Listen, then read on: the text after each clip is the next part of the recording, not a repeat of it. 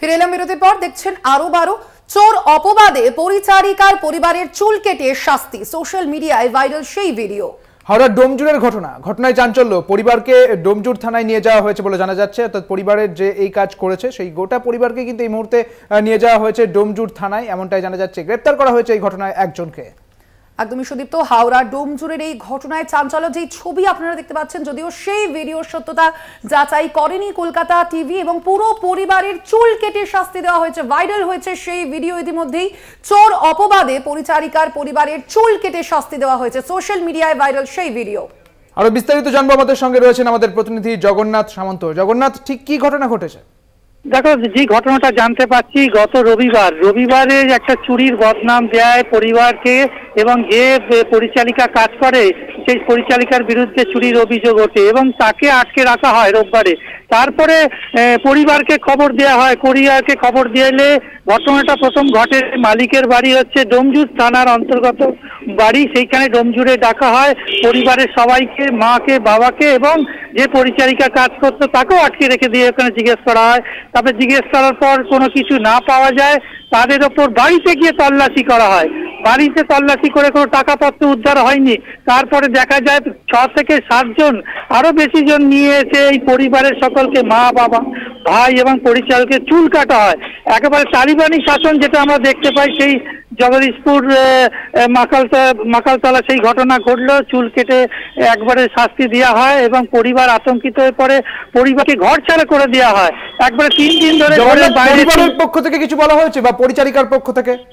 পরিচারিকার পক্ষ থেকে যেটা বলছে, তাদের হুমকি দেওয়া হওয়ার পর তাদের ঘর ছাড়া করে দেওয়া হয়।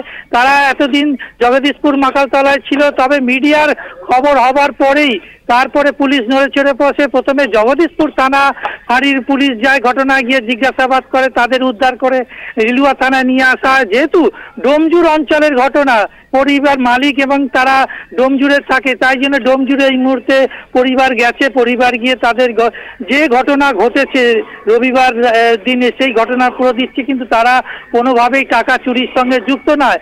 যে তাদের পরিবারের মেয়ে পরিচারিকার কাজ করতো, কিন্তু কোনোভাবেই টাকা চুরি করেনি। চুরির অপবাদ দিয়ে এত বড় একটা ঘটনা ঘটা হলো, মারধর করা হলো, ঘর ছাড়া করা হলো এবং শাস্তি দেওয়া হলো। এই ঘটনায় যে চুল কেটেছে তাকে ডোমজুর থানা ইতিমধ্যে অ্যারেস্ট করেছে। পরিবারের যে মালিক, সেই পরিবারের লোকজনকে এই মুহূর্তে খোঁজাখুঁজি চলছে। একজনের নাম আব্বাসউদ্দিন, আরেকজন নিজামউদ্দিন, তার সঙ্গে আরো 5-7 জন ছিল।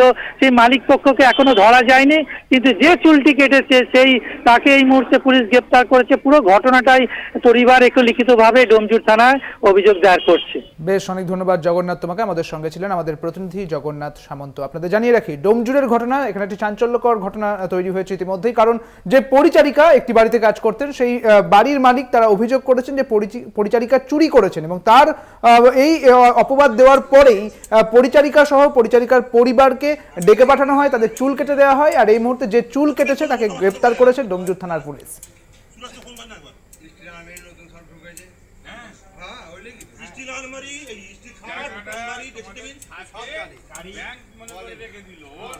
পরিচারিকার দাবি তারা চুরি করেননি এবং পরিবারের পক্ষ থেকে এমনটাই বলা হয়েছে।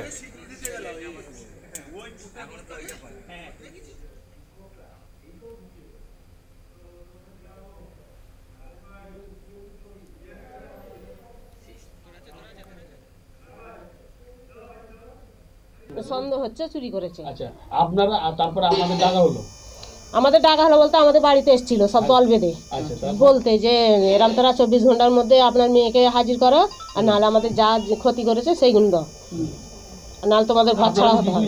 আমরা কিছুই জানিনি। তারপরে বলে চলে গেল। 8 ঘন্টা পরে হই হাল্লা করে আবার ঘর সাজ করতে এলো।